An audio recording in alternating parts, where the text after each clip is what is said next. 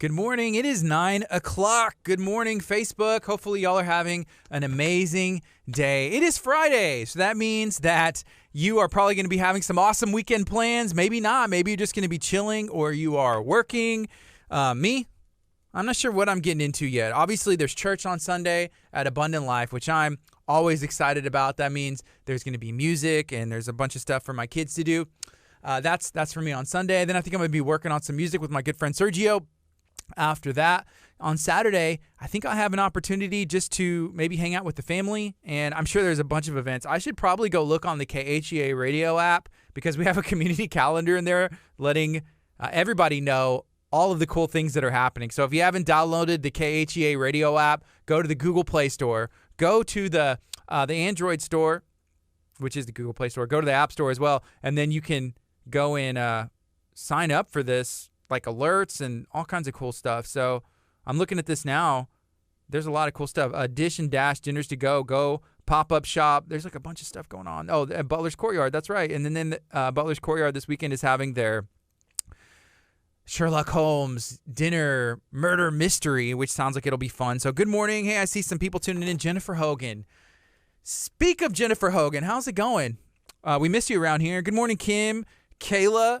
I was talking to Anthony yesterday, and we were talking about all of the cool things that you have going on. So he's really talking highly of you, and I saw the graphics that you made for Santa Fe Water Services and the cool videos that you're making for the Arms Room in League City.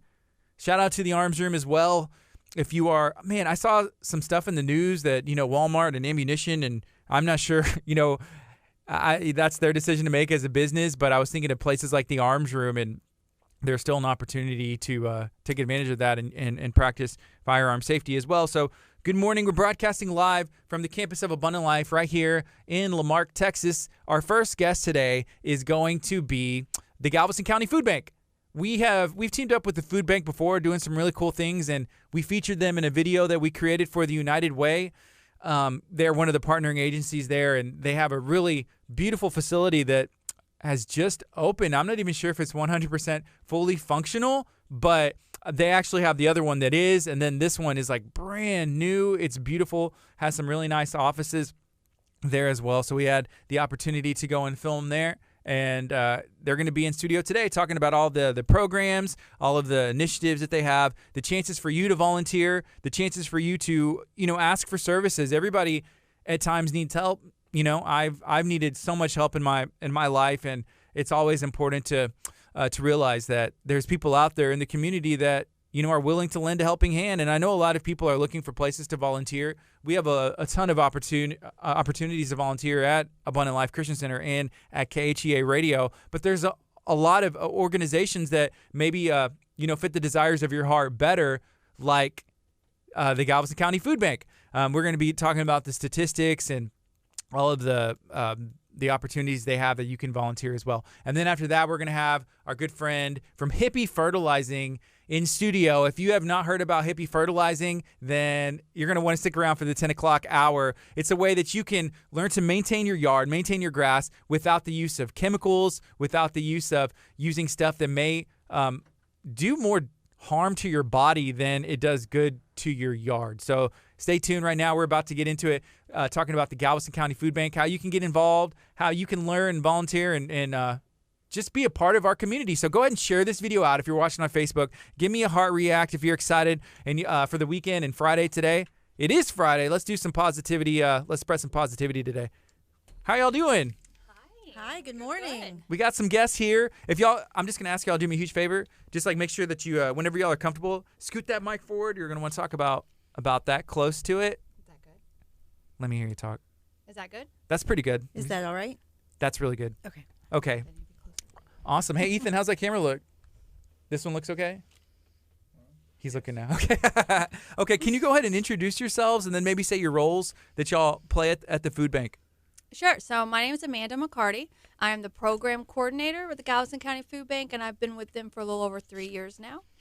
Awesome. What's your name? Hi, I'm Julie Morrell. I'm also with the Galveston County Food Bank, and we all have so many roles. So I'm an executive assistant, but we all are a big happy family playing roles throughout the whole organization. Is that easy, just getting called on one day you're going to, play your role, your executive assistant, and then it's like as that, we also need you to help unload a pallet or, talk to a customer or talk to a volunteer. No, I feel like we all jump in. It's not always easy, and we don't always know what our day is going to look like. So sometimes, like me and Julie might be dressed really nice because we were going to an event or something, and then they need a hand in the warehouse, and we go out there and we wind up getting our good clothes dirty. So it happens. I spent most of the summer in the warehouse because we were doing Kid Packs, our summer feeding program. And so I actually was out there sweating with our volunteers to build the packs, and so most of my summer was in that warehouse. How many people volunteer currently? Is that a number y'all? I'm sure y'all keep track of a lot of stuff, but it has to be a lot of people. We do. So we have roughly about over 10,000 individuals that volunteer with us on a monthly basis. So seriously, yes. Wow. Yes. But y'all can still use more. Oh, definitely. We are always in need. Mm-hmm. Always in need of volunteers. What we're going to do is switch it over to the FM. If you're watching on Channel 46, we appreciate you. Call a friend. Tell them to tune in, put it on Channel 46, and we're going to be talking about the Galveston County Food Bank. If you're listening on Facebook, feel free to share this video out. If you have any questions as well, how you can get involved. If you have any, maybe even suggestions. It always starts with somebody having an idea and then getting that implemented. We're going to go ahead and join our friends on the FM as well right now. Here we go. Good morning. This is KHEA Radio, 99.5 FM. Right now, it is 9:07 on a Friday. How exciting. It's finally Friday. That means we have the opportunity to do some cool things for the weekend, and that may entail volunteering for a lot of people. So we have some guests. We have some friends in studio from the Galveston County Food Bank. I'm going to ask them to introduce themselves and maybe share the role that they play here at the food bank.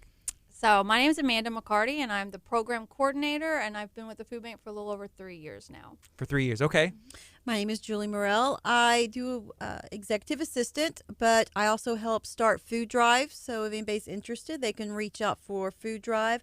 And right now, I'm also assisting getting volunteers for our haunted warehouse fundraiser. Awesome. So whenever it comes to doing a food drive, can anybody, if they feel it, any desire, they say, hey, I want to host a food drive and I want to do it at my business or my facility or a school, they contact you and they can do that? Yes. We will do our very best to bring them the boxes or barrels, depending what their need is. And we also can prepare and stay after if they'd like to come pick up these boxes after hours even. So we want to help them to be able to help us. We do just ask that most people contact us, reach out to the food bank, talk with Julie, just to kind of find out what our needs are. Sometimes our needs change, and we just want to make sure everybody is helping in the best way that they can. Sometimes people do food drives and we're not aware of it. We love to promote what the community is doing. So when you do a food drive, we want to know so we can promote it. So we do have Facebook and Instagram and Twitter. We're very active on Facebook, and we want to highlight the good work that our community is doing. And sometimes if you do a food drive and don't tell us until we get a call that, hey, we did a food drive, can you come pick up the items? Well, we didn't even know to be able to promote it and highlight it. Oh, so okay. we do like for them to contact us ahead of time so we can share that. Okay. Do the needs change throughout the year? Like right now, the kids are going back to school. I think summer's over. Yes. What are the needs at this time? Right. So right now our general items are needed. So that's going to be a lot of our dry goods, rice, pasta, dry beans, a lot of canned good items. That's kind of our need. Hygiene items as well. So we do those kind of items. Cleaning supplies, we do offer those. And during the spring is when we kind of do our drive for our kid items because we gear up for our summer feeding program. So the springtime is when we ask more for child-friendly, if it's a canned good with the pop-top lid, to ask for things like the peanut butter and jelly, things like that for our summer feeding. So you'll see that kind of shift in the spring, what we ask for. Okay. What about whenever it comes to winter, holiday season? What are the needs going to be during that time? I feel like it's going to be here before we know it. I'm about to take 10 blinks and it's going to be here. It's crazy. Oh, yeah, definitely. So a lot of that doesn't change too much. I mean, we do see the items kind of change. People do kind of think of holiday items like stuffing or dressing or cranberry sauce or canned pumpkin. We get a lot of that come Thanksgiving time. But they still need everyday items when they're eating. They love getting those kind of items so they can prepare a holiday meal for their families as well, our clients. But it's kind of still just the general non-perishables is the biggest thing. So Yeah. From the general public, we cannot receive perishable items. Okay. But y'all do have some, because I've seen fresh vegetables, there so as that well. comes from our retailers. Mhm. We can get it from them because they are vetted through the USDA and certain Feeding America guidelines of how that food has to be stored and kept to get to us, just for the safety of our consumers. So we can't get that from the general public because we don't know, like, how long was it not in temperature control? Mhm. And so just because of those kind of items, it could make someone sick Yeah. when you have a perishable. So we get those from retailers. We get it from USDA as well.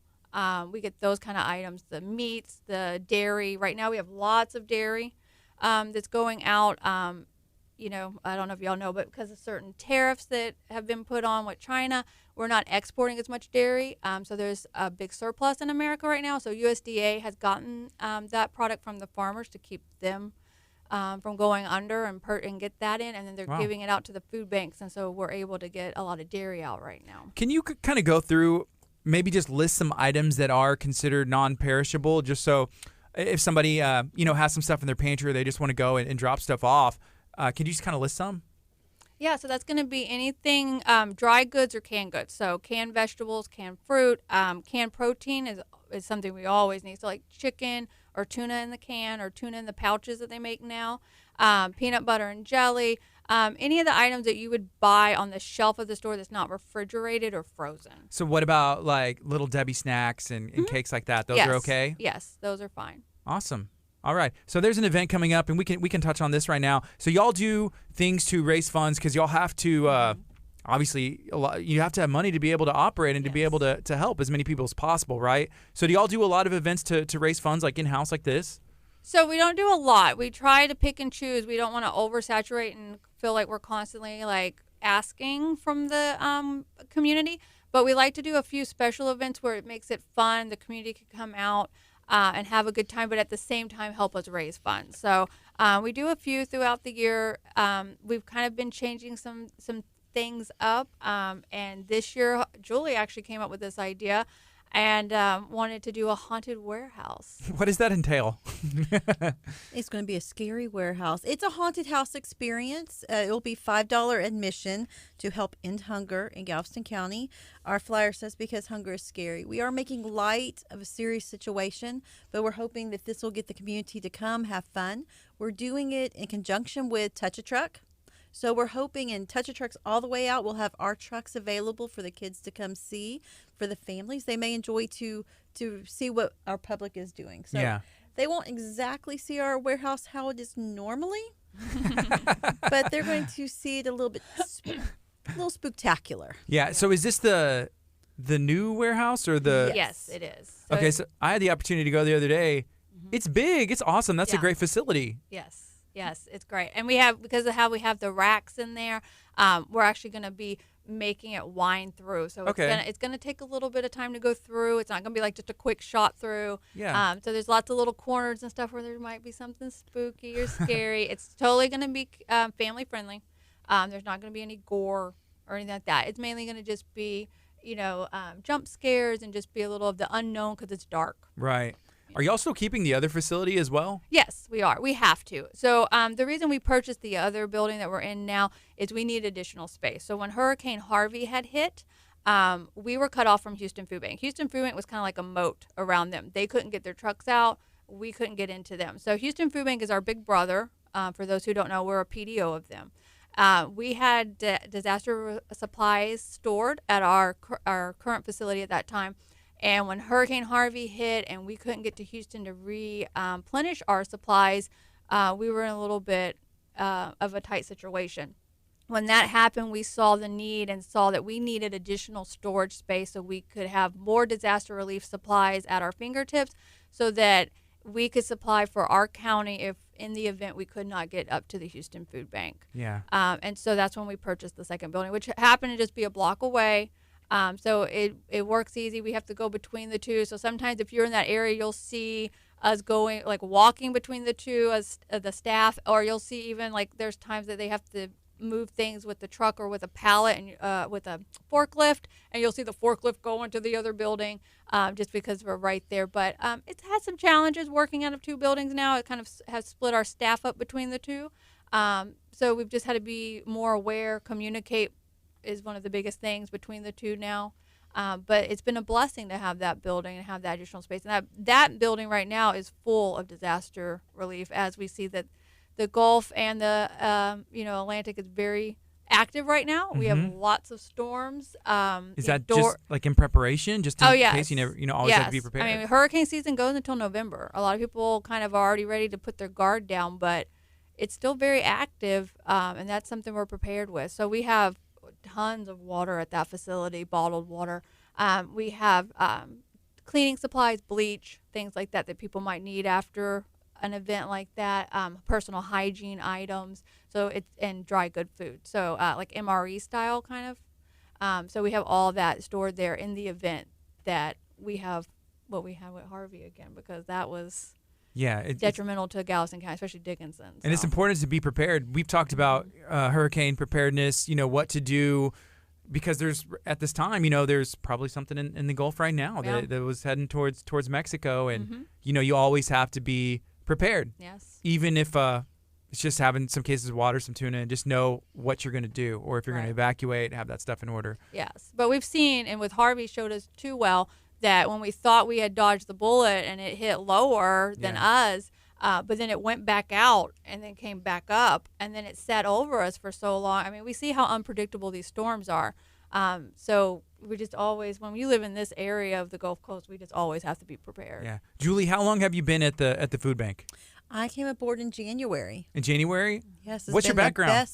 I've worked locally in the city. I was with the city of Texas City and with UTMB, so I'm a local girl. I came from Lamarck and lived here all my life. So this community is so important, and doing this position and working in the pantries is just so important. There's a lot of people, in our area that love to volunteer, even starting brand new organizations, doing things. I saw on Sunday that it's Tracy, I believe, and is it Geraldine Sam, that they're doing an event like Stop the Violence.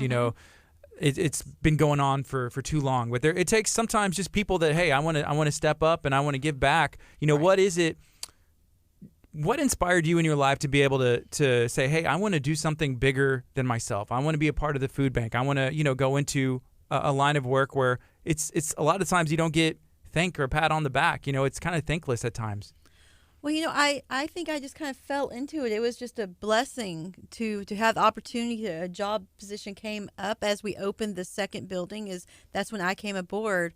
It was just a blessing to happen. And I have to say, I didn't know too much about the food bank prior to working here. And that's one of the reasons we're really trying to go on social media and come out to let people know. Some people just don't know we exist. Yeah. So it's so important to be able to get the word out that we're here, and hunger is a horrible thing that our county goes through. Yeah, so there are people in Texas City, even like probably right around you, that may not know that they qualify, but they're going through issues, right? Yes. Exactly. Yeah. So, for me, it was my career kind of just changed as most things happen. You set a certain path and think that's how life's going to go, and then here comes life like, nope, you're not going to do that. So, I was in nursing at first, and then I had my first child and was stay-at-home mom for a while, and a few other children came quickly after that. And during that time, I got more into food and nutrition. I had some health stuff come up with myself, so I started educating about nutrition more, and I went to school for culinary arts. I also minored in dietetics. I was a dietary manager in a hospital setting for a while, and I worked in the culinary field, and I never would have thought, and everyone that knows me are like, you work at a food bank as a program coordinator now? Like, what happened? But it's weird how life just leads you down a different path than you think you'll take. And for me, whenever I came to the food bank, I was in between jobs at the time, and I wanted to give back to the community. Mm-hmm. My family actually has received services from food bank before. When my husband and I were newly married and had 3 kids quickly in life, we found ourselves in need. And so there was a short time there that we had to go to food pantries and help with our monthly groceries. So whenever, I was looking to give back at the time that I was in between jobs, and my kids were old enough, they're all in school now. So I reached out to the Galveston County Food Bank because it was in Texas City and wanted to volunteer. And so I started with a program they had there called Hunger Heroes, which is a leadership volunteer program. And I came in to help them with nutritional aspects, to look over their kid packs and their homebound program for seniors to make sure it was nutritiously adequate for their clientele. And I came in just volunteering on a monthly basis with that. And then the program coordinator at that time was in transitioning. She actually moved up to Houston Food Bank. And so she was showing me how to do some of the homebound stuff, and I was taking care of that program as a volunteer. And then a little after she had left, they approached me about, did I want to come on and actually be the program coordinator and help with these programs. So it's strange how things might come about. I just went there to volunteer and to help in any way I could, and it led into a paid position. But, it's just weird how life will take you, kind of full circle, because I at once needed help in that regards, and then to be able to be in the position I'm in now and be able to help others is very rewarding. And I never thought I'd be in this position, but I absolutely love it, and I'm glad I was able to. Being in that point, which a lot of people are, I've needed help a lot of times, and receiving that help from the food bank. Did you almost feel like compelled, or like, hey, it's my duty to go and give back and volunteer? I did, and that's something I always have wanted to do, and I've always volunteered in other aspects with other organizations, and I always wanted that for my children. So my kids, for those who know me and know at the food bank, my kids are always up there. My children help out. The past 3 years that I've been with the food bank, they've been up there helping alongside with me on weekend events during summer. Kid packs, they came up there every Friday and Saturday when we did kid pack builds. My daughter's 13, and she came during the summer some, so she wasn't home bored so much. And I put her to work, and she did some clerical admin work for me, doing some data entry. So, it's been something important. I wanted my kids to see. They don't remember when we needed assistance. They were really little. But I wanted them to have an experience to see that, like, not everyone's in the same situation they are, that everybody's a different walk of life and have different circumstances. And, it was really eye-opening. My oldest son, he's 16 now, but last year we were helping with our Share Your Holiday, which we do around December time, and we give out food boxes to the community. And when we were in Galveston, it's one of our largest sites that we do that program. When he saw the line of people there, it was overwhelming for him, and he came to me and said, "Mom, all these people need food?" And I said, "Yes." And he said, "But there's children here," because there were families there in that line. And I said, "Yeah." I said, "I was in one of these lines before when you were little. You just don't remember, but I was like, it happened, Yeah. And, we're still seeing the need after Harvey. Some people are still not on their feet from what Harvey, the impact Harvey had on this community. There's still some people that are still building on their homes and repairing 2 years later. It's still a need, and we see different circumstances happen with different people. I don't know if everyone remembers, but quite a few years back, a marathon, some of the workers, part of a organization there, they were on strike. Yes. And we had some of them coming in needing food because the strike actually lasted a year. No one knew that strike was going to last that long. But when you work with an organization like that, when they say you're on strike, you can't go work outside of that. You're not supposed to, you're contracted in. And then when the whole collaboration of that unit is on strike, you're not supposed to go work outside of it. And it's not like family life stops. The bills don't stop. No. So kids are still hungry. You're still hungry. Yeah. So, it's not, the clients that come to us for assistance isn't what everyone always thinks of. We actually serve more of what we consider and we call the working poor. So it's people who work 2 or 3 part-time jobs at minimum wage, but it's not enough to take care of the monthly bills, and they still need a little bit more assistance. One large car payment or repair, one high electricity bill here in Texas can set somebody back. Yeah, it's like either pay, your mortgage, your rent, pay that, or get food, and it's like, well, live on the streets, or, maybe I don't need it, my kids do, or, right. We all kind of cut back, which is tough, Yeah. And our seniors are one of our big things we see too. So the seniors live on a fixed income, especially those that are on Social Security, and they have a medicine that sometimes are very costly. and they're on this fixed income. And I have a lot of seniors on our homebound program. We serve about 450 on that program right now. And I have a lot of individuals that tell me they have to decide, like, what food are they going to buy, or are they going to buy their $200 prescription for the month, and they have to make those decisions.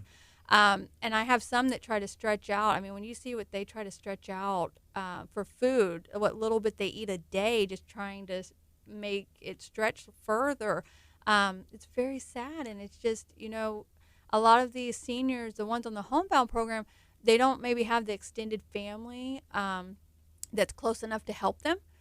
They might not have a community around them that is there to help them.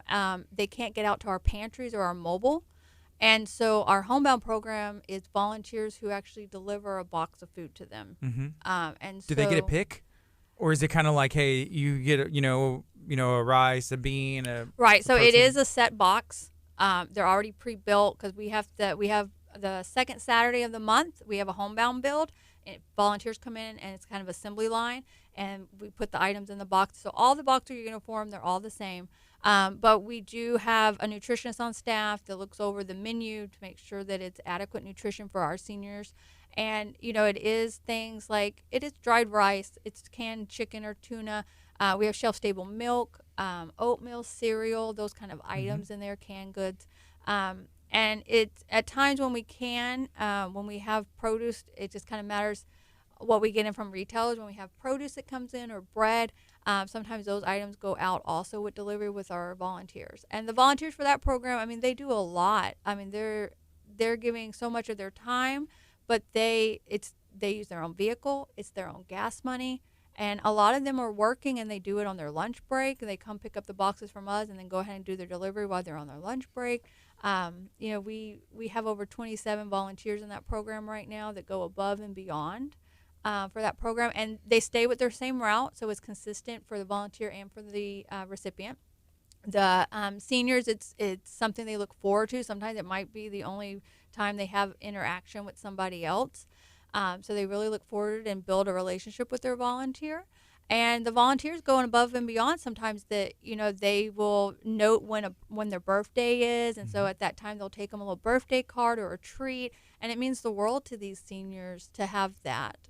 What are the requirements to be a volunteer for that program, the homebound, where you're delivering food to people who can't get out the house? Yeah, so the homebound program, we ask the individuals 21 years of age and older. They must have reliable transportation and a valid driver's license, and they do have to pass a criminal background check. So because they are going to a person's home, we want to make sure we're sending somebody safe to that home. The elderly is a very vulnerable population.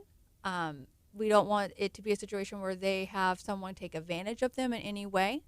And so we do a criminal background check. It's a national background check that we do on them. And, we're just looking to make sure that no one has any kind of violent crimes, felonies, theft, any record like that. Yeah. So, I have a couple kids. If I was, a part of that program and delivering, would I be able to take my son who's, 6 years old? Absolutely. Yes. So we do have some stay-at-home moms and we have some moms that are homeschoolers. And so they have their children involved. And they have told me how rewarding it is for their children to be able to give back, help them with the deliveries. And the seniors love to see children. Yeah. They love little ones, and they love talking to them and interacting with them. And so it's rewarding on both ends. Do y'all think it's important to spark that volunteerism at a young age? Like, even is the earlier the better? Definitely, yes. Of course. It's so important for kids to be able to give back and learn the joy of it. It's so important. I know that I've included my daughter in many community service events. How old's your daughter? She's 17. Did she kind of grow up in that as well, or here recently? It's more recently. She has been a part of a community service group since she was 14. So she has gave back through the Texas Fire Explorers program. So she's always, and she has came this summer and worked in the pantry and given out food. So I want them. I think every teenager should come just to be able to see and be able to give back just a little bit. That's an important age, because you're about there to make those decisions. I remember being 17 and I wasn't ready to make, what am I going to do for the rest of my life? Am I going to go to college? Am I going to try and get a job?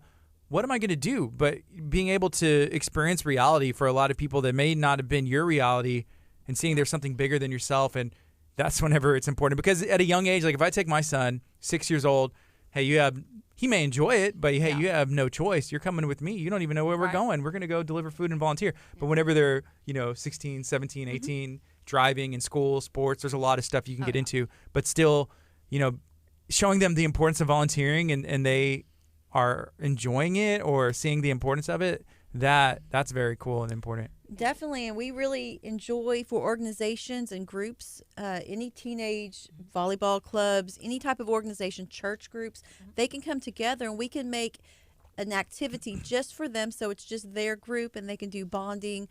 So a lot of we have a lot of youth groups that come. We have a lot of teen groups that come. Texas City High School, because it's close, they come often. But we have other high schools as well. And then some of the high schools in Clear Creek ISD, a few of them have what they call a Hunger Hero Club. And so they will do food drives throughout the school year and bring it. And then they also come on a Saturday with their families to help sort the donated product or to build like homebound boxes and to help in other avenues and see what impact they're having on the community. Last year around Thanksgiving, we teamed up with the Moore Memorial Public Library to do a food drive, and there were some of our friends and partners that helped us and stepped up. We just reached out, and so they were collecting food, and the library was, and we were just blasted it on social media. It was a great time. But there were students from Clear Springs who came on that Saturday whenever we were doing like the final, like y'all were collecting it, had a truck there. We brought ours, everybody brought theirs, and so it was really cool to see, because these kids, I was like, so why are y'all doing this? It's a Saturday morning. What would y'all rather be doing right now? Just trying to see what the answer was. And there was reasons all over why they were doing that. Some of them were like, hey, I get credit, for a class or a teacher volunteering, part of a club. Hey, I need to do this for potential for college. There's a lot of things that it does benefit you as well. Yes, and we have a lot of teens that come in, and we do offer that. We have a letter that we will give them after they volunteer with us, and we put how many hours they've volunteered with us. High school children are looking at that because it looks good for your college transcript to show that you give back in your community. And I think that's might be the first reason that they start doing it. Of course, they need the hours. If they're part of Honor Society, which my daughter is, you have to do a certain amount of hours they ask you to do for giving back. So it starts with that, but then a lot of these children you will find after they do it, even after they meet their hours they need, they still keep coming back because they want to help. And they see what it's the passion there, and they see how it's affecting the community, and so they'll keep coming back even after. One of our biggest groups that comes is National Charity League, and so they come with their girls. They came all summer long and sweated in that warehouse with us to build those kid packs, but they come every Saturday. And they've been helping for the past couple of years now. That organization's been coming. But we see all different groups, church groups, youth groups, little league teams. Just all kinds of groups that want to come help. We do have an age restriction for children helping, so we do ask for children 11 and up, just for the safety. Majority of these activities are in a warehouse environment, and so we just want everyone to be safe. So we do have an age restriction, but it just matters on the activity. Sometimes there are other activities where a younger kid can come as long as they're accompanied with an adult the whole time. So we do try to have different things that everyone can chip in and help in some way. Yeah, whenever I was there the other day, I saw there was a young gentleman. He had to have been, junior high, maybe 8th grade, 7th grade. But his job was helping take a cart out to the cars and loading, all the food, the water, all of the products into the car. Which I thought was awesome. And I asked him, I'm like, hey, why, you do this often? And his mom was there. I think he might have been homeschooled or something. And I thought that was a great thing for him to do. Yeah. And we have Boy Scouts they'll come with their troops sometimes too. And they'll help out. Homeschool groups are one of our biggest ones during the school year that they'll still come and help. So it's very rewarding to have the community support that we do. But we still have a need for volunteers. Of course. We still have room for anyone that wants to come help us out. And at our location in Texas City, we are a food bank. And so the main thing with the food bank is we are the logistical avenue of getting food out to the community. So it's usually food pantries they get the food out in their neighborhoods, and we have over 55 partnering agencies in Galveston County. And then we have our mobile truck distribution, and that's our 18-wheeler truck that's refrigerated that will go out, and you'll see them roll up the sides, and they have food, and they distribute food. And they do that 6 days a week in our county. But with the pantry at our site, it's a little unique. So we do have a small emergency food pantry at the food bank. Not all food banks will offer that, so that's something kind of unique to us. But with that, some of our agencies have certain criteria. So they'll ask you to bring certain documentation, but they do counseling services with you. So they'll do financial counseling with you. They'll look over your bills, and they want to help you Y'all offer with that your there? Situation. We don't at the food bank. It's through our agencies. Okay. And so at our different agencies, they have those services, and we have the material there to be able to refer our clients to those agencies to get that help, to find, to better their situation.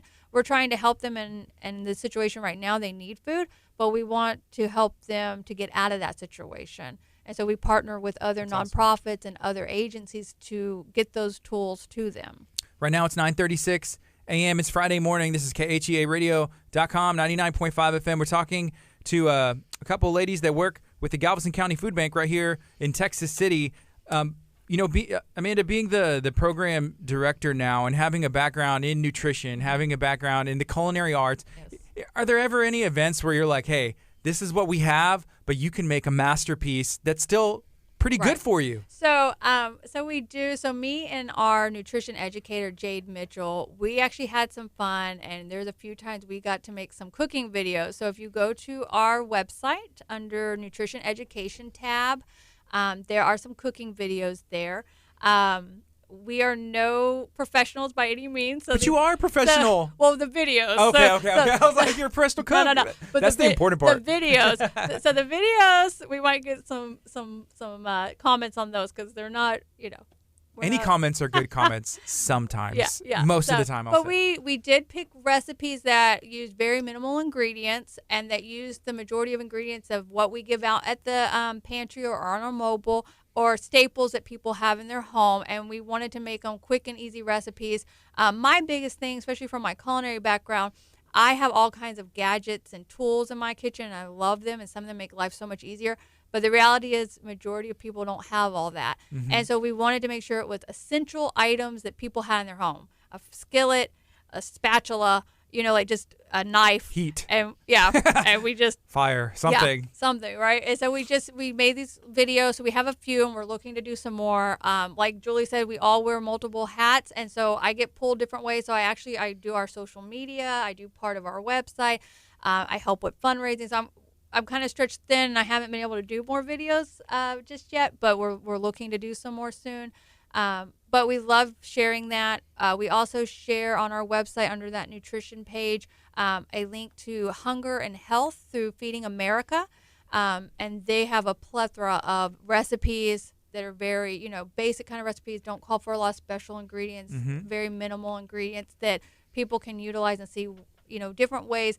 Well, like one of our biggest ingredients on our mobile that we see all the time, year-round, you will see are potatoes. People underestimate what you can do, the nutrition and the versatility of a potato. But so we want to show them like there's more to doing with the potato than just thinking of mashed potatoes. There's a lot more. But potatoes are very filling, and they actually have a lot of nutrients that people don't always think about to provide, magnesium and iron and different things for your diet. The Irish lived on them for so long. Shout out to my heritage. So, but they are versatile. Sweet potatoes are even better. They're just have a little bit more boost of nutrients in them than a white potato. But potato just seem to be a staple that we always have at our mobile and that we always have at our pantries. So that's something we wanted to highlight and kind of show the versatility of it and how you can kind of, jazz it up and not have the same boring potato all the time and make, more dishes with it. So that's something. We try to put tips out there. Jade, our nutrition educator, writes blogs about different topics on nutrition, and that's on our website as well. And our website recently just got a revamp, and it's very user-friendly, thanks to Ashley Helms with Get Social. She is helping us with our website, and she has done a phenomenal job. Our website is very user-friendly. It's ADA compliant now as well, which I didn't know websites could be or that needed to be. So she brought that to our attention. So there's a tab on there with like a handicap symbol, and you can click on that, and it will help you. If you're colorblind, it changes the screen for you. If you need it read out to you, there's a way that you highlight the section, and it will read it out to you if you can't see it. And there's a translate button, too, so you can translate our website into any language you need it. Hey, do y'all have potatoes so much because do they grow like, I don't know, like all year or something and in harsh conditions? I don't really know. Yeah, I'm not too sure on the farming side of that. I mean, I know we do farm a lot of potatoes. I know like in the valley area we get a lot of our produce here, but we do have a large surplus of potatoes. Well, that's awesome. Hey, Julie, are you a culinary expert as well? Do you cook a lot? Only at eating. Eat well, yes. Yes. Definitely, I eat well.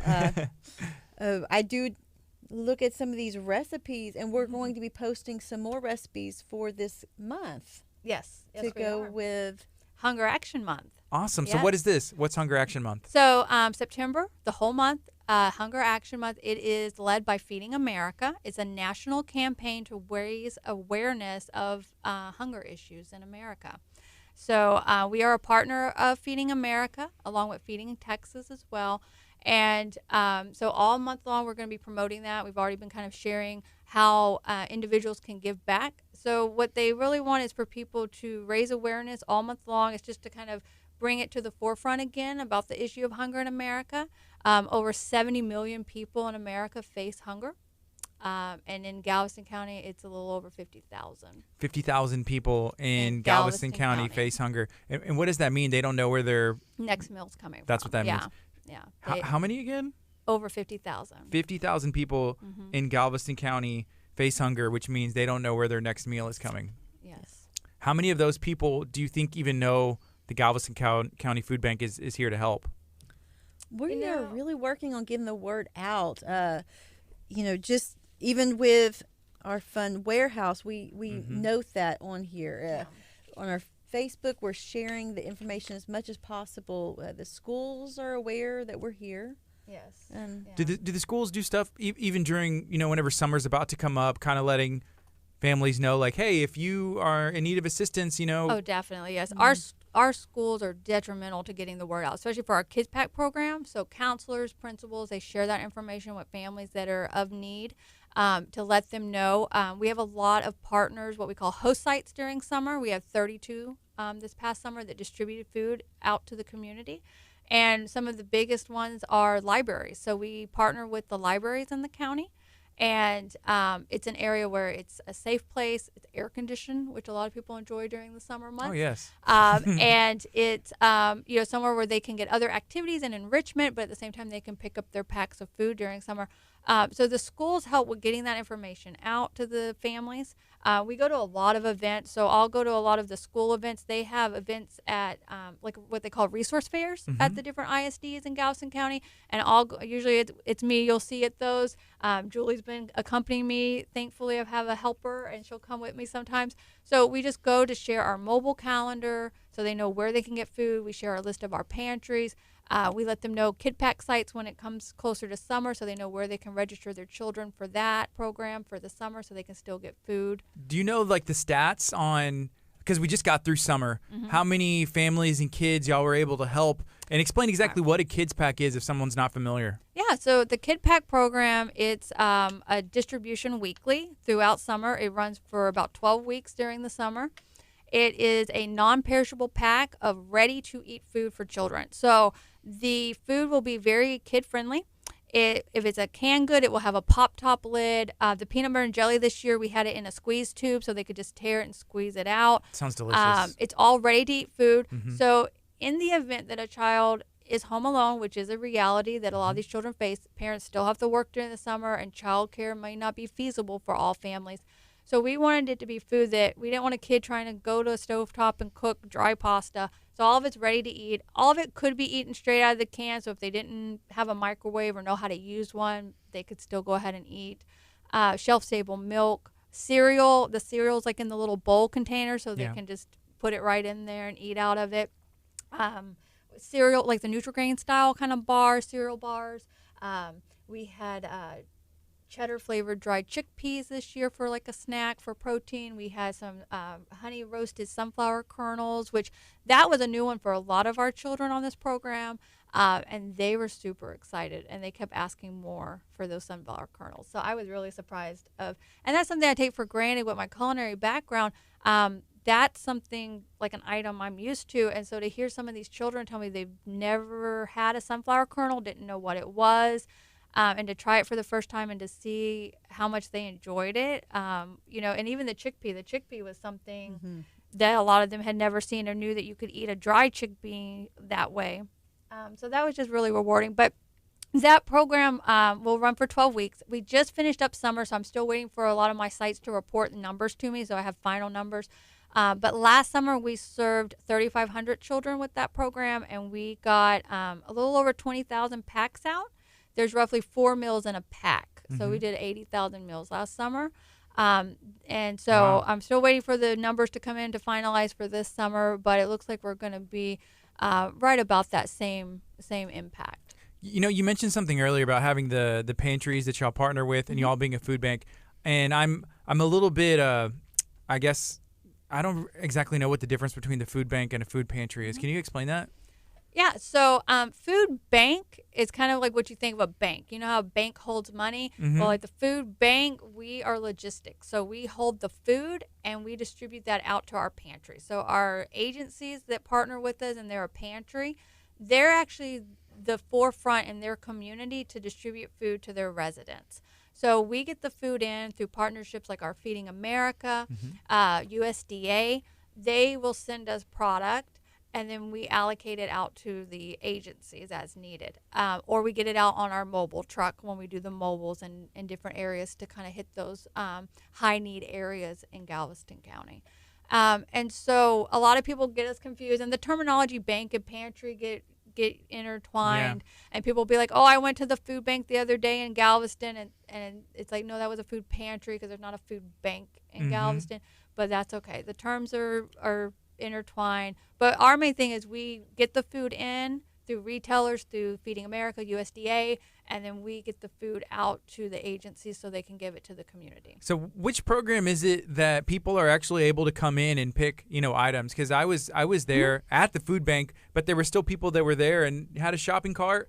Pick so many things from this table, from the refrigerator. Right. So that's something unique at our food bank is that we actually have a small pantry.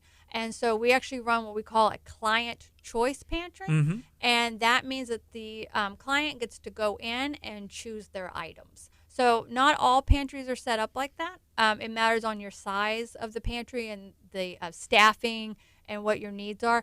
Some pantries have it where they just have a set box or bag built, and when you come in to get food, you get that bag or that box, and those are the items you get. Then we have a few pantries that will have a list of the items they have in stock, and you check off on the list what items you want, and then they go backstage and they bag it for you because maybe there's not room for the client to actually walk through their pantry area, but they still select their items. And then with ours, they actually come through with a small shopping cart and they hand pick their items.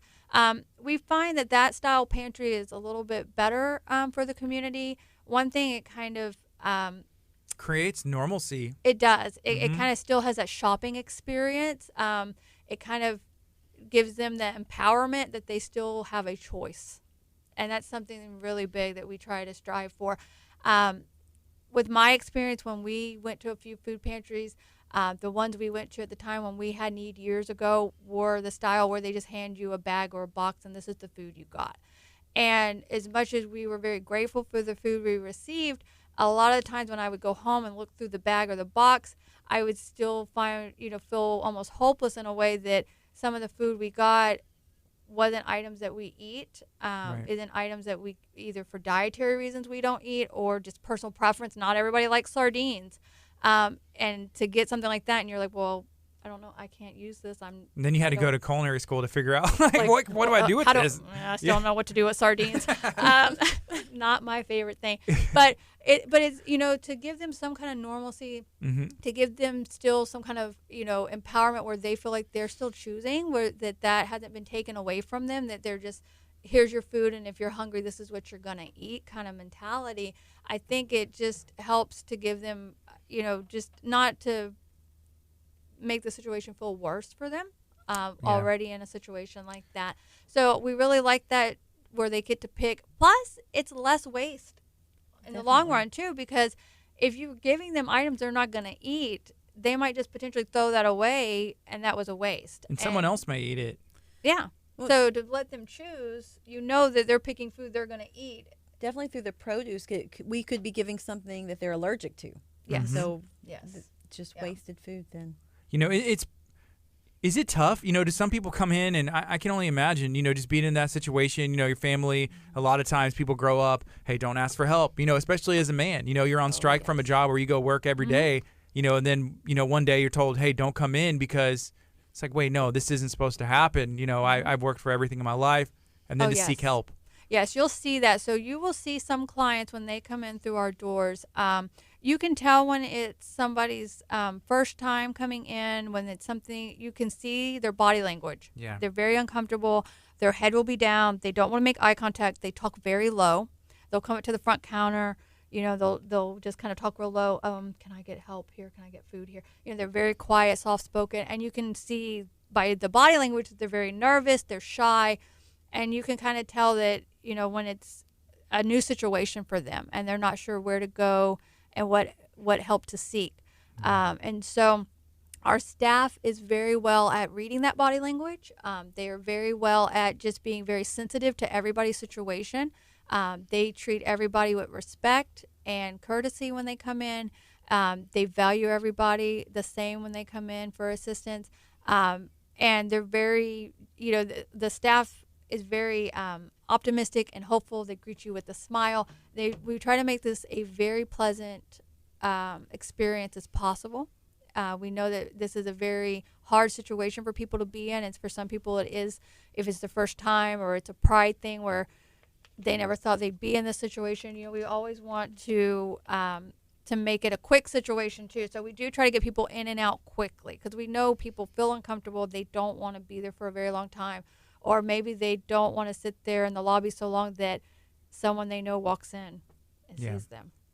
So we we get in and out pretty quickly. We have two amazing ladies at the front desk of that, at the pantry area over there, that get them checked in quickly, get them a ticket number, get them through the pantry area, and back to their car so they can go about their day. And our volunteer coordinator, Shantae Palmer, is great working with our volunteers to help them through that pantry process. Well, yeah, I've seen people come in and they get in and out, and can get back to life, either going to work in some cases, or maybe some people can't work, or you're on strike. There's different things that come up. Right now it is 9:53. We're talking to Julie, talking to Amanda from the Galveston County Food Bank. One of the things that just sticks out, and it's hard to believe, there's over 50,000 people in Galveston County that face hunger. And that means you don't know where your next meal is coming from. So what we need is for us, and being a Christian myself, and in the Bible, it says, hey, this is what you're supposed to do. Help and volunteer your brothers, your neighbors, the person next to you.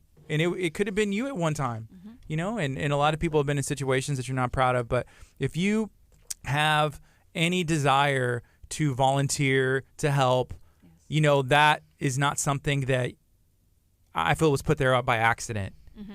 So how can people, get in contact with you guys to volunteer, to help, to reach out and see where they can be of use?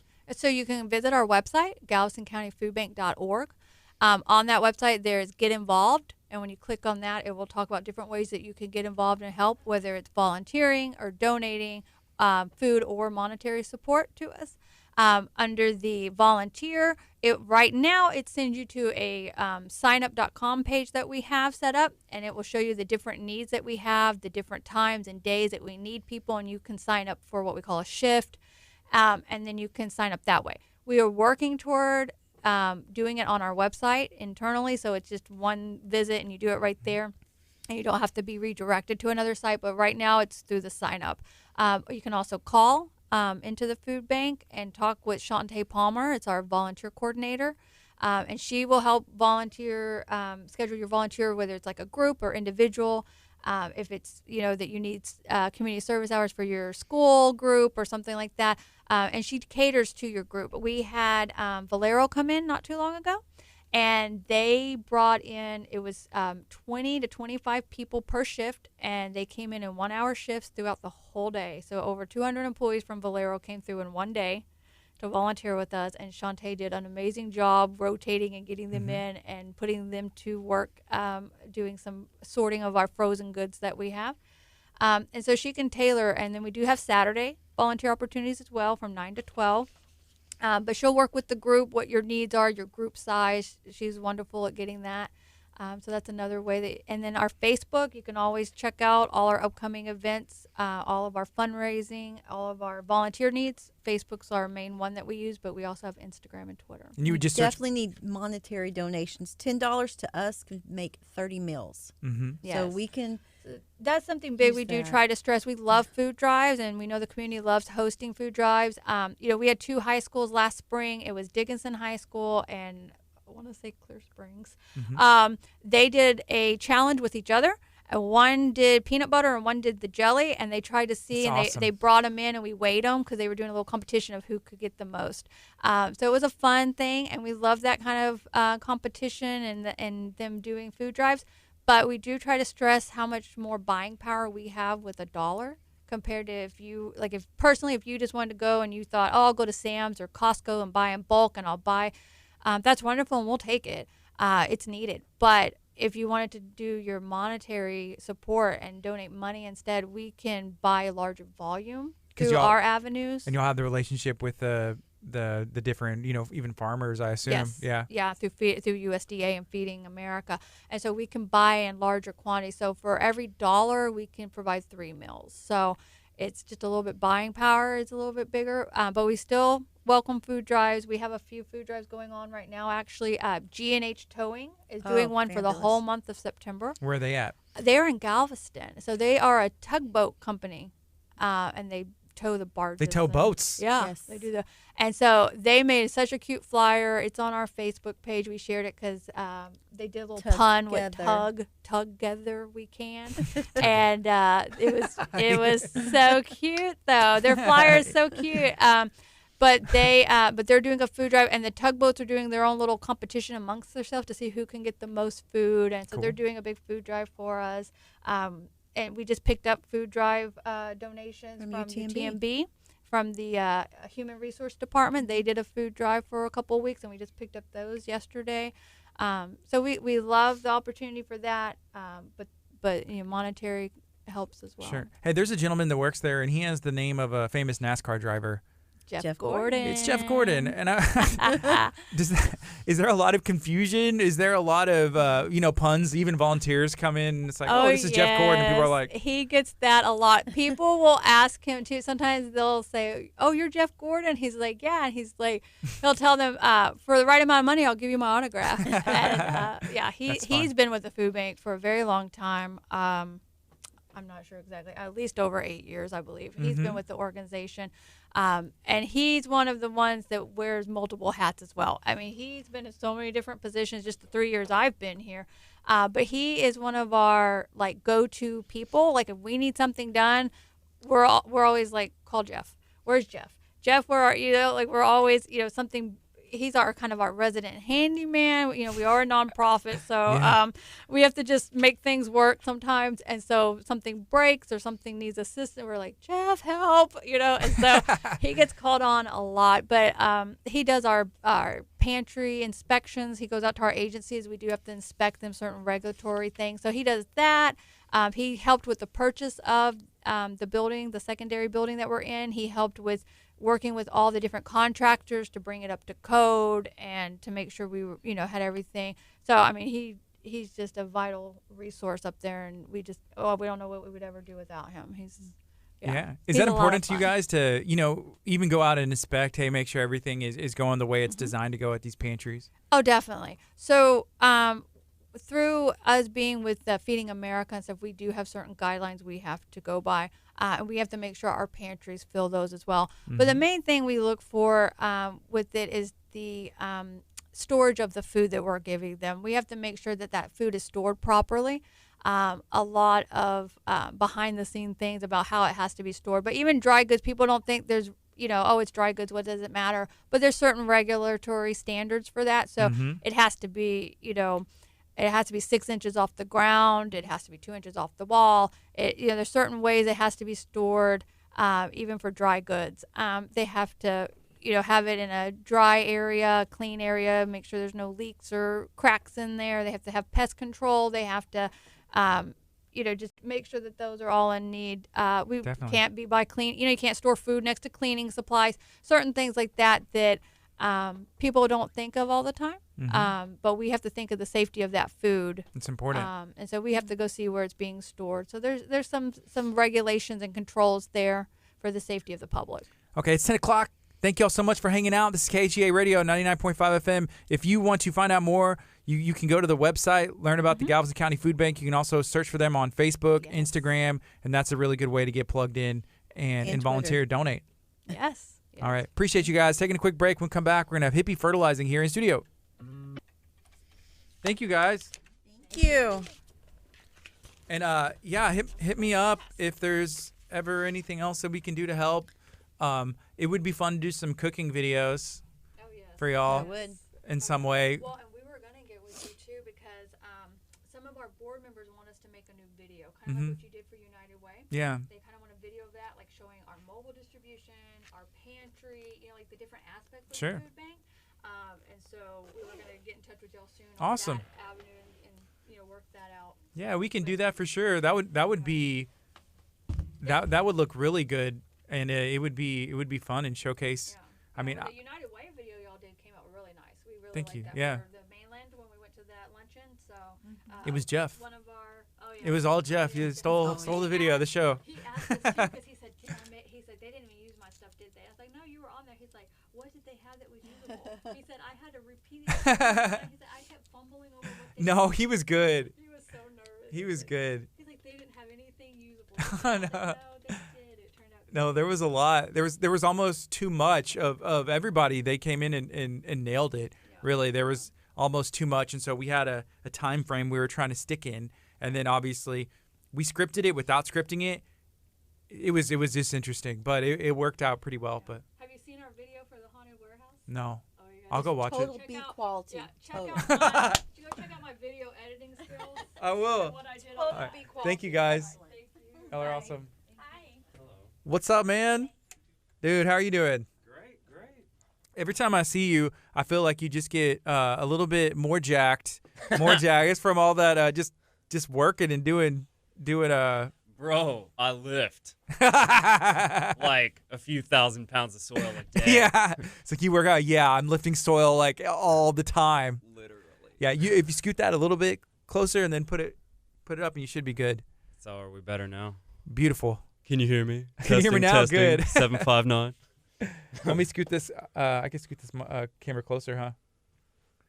It's like, no, they might see my pores. I didn't use my organic mask this morning. Would you use some fertilizer on there? I would actually, yeah. I have.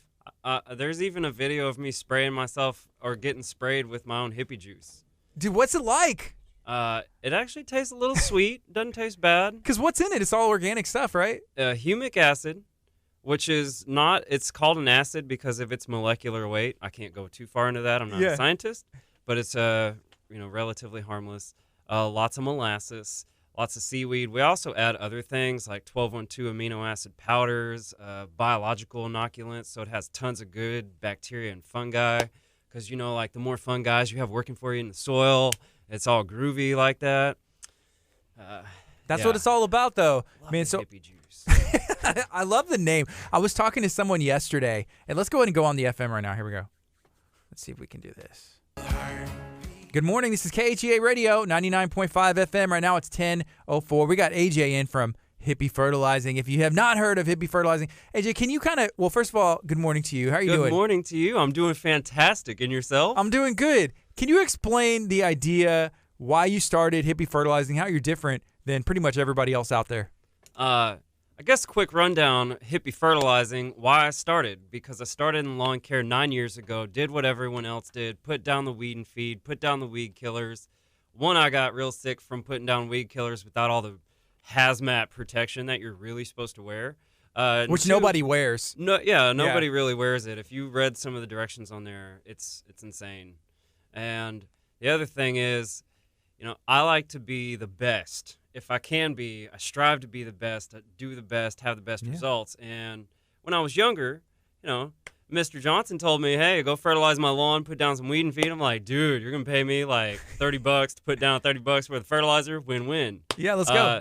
Then, he burned Mr. Johnson's grass because I did what he told me to do, right? Mm-hmm. I don't like that.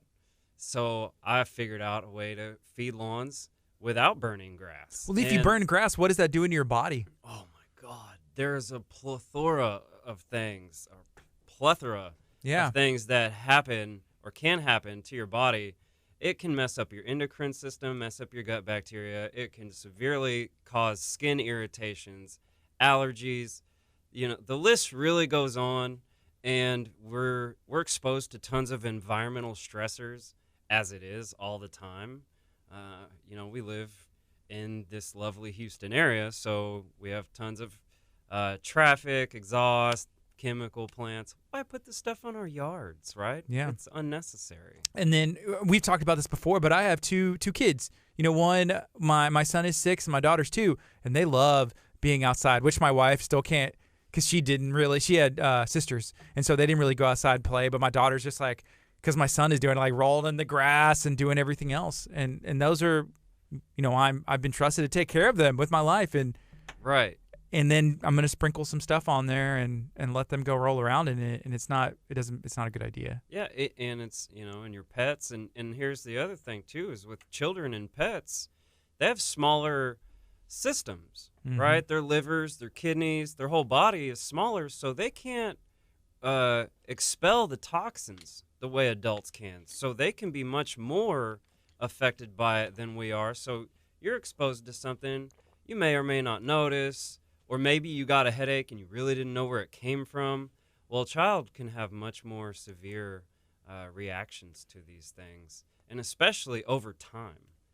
The way these processes work in plants and with microbes and roots and all the whole network of soil is no different than the way our bodies and our gut bacteria work and our brains and our receptors and our endocrine systems. Like, they're on the same tiny level. Yeah. And we don't really see that picture.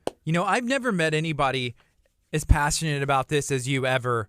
And I'm pretty passionate about my yard. We've talked about this before, but you take it up to the next level. But then you even crack it wide open with the microbiology of the soil, and that's the most important thing. And you blew my mind the first time you talked about that. And that's what it's all about. It is. It really is. So here's what I've been thinking here lately. Of course, I love healthy lawns. I do love like grass to a certain extent, but what it's all really about to me is it's not so much the lawn and the grass, but it's like these are our miniature ecosystems. And you take one house, the next house, and so on, and now it's instead of a micro ecosystem, you have a macro ecosystem. So it's like whatever you're doing, multiply it by 1,000,000. Yeah. And what's going on. So like even like my house, my yard is not that big, but if I had my neighbor, and then my whole street, and everybody is doing a little bit, it gets, a larger scale than the whole, subdivision, then the city, and it does make a difference in our environment. Absolutely. And so we're either having a negative impact, and lots of us don't know it or see that way, right? Because you don't know what you don't know, right? And you can't make better decisions if you're not informed. Yeah. Right? So we have Dr. Chop, but he comes in on Tuesdays and talks about health, and he has a natural approach about this as well. But he says you have like your body has a health bank. Yes. There's little choices you make, and I imagine that the yard could be the same way. If you have a natural bank to where then something may come and fly on, but you're going to be able to kind of get over the sickness, I guess. Right. In a way, it has like a debt load. A debt, exactly. Right. Yeah, I've heard that analogy, and it does work the very same with the health of your landscape. Because, for instance, I don't want to put out the specific names, but for those listening, if it says 3-in-1, you better run. Okay? I like it, and it's catchy.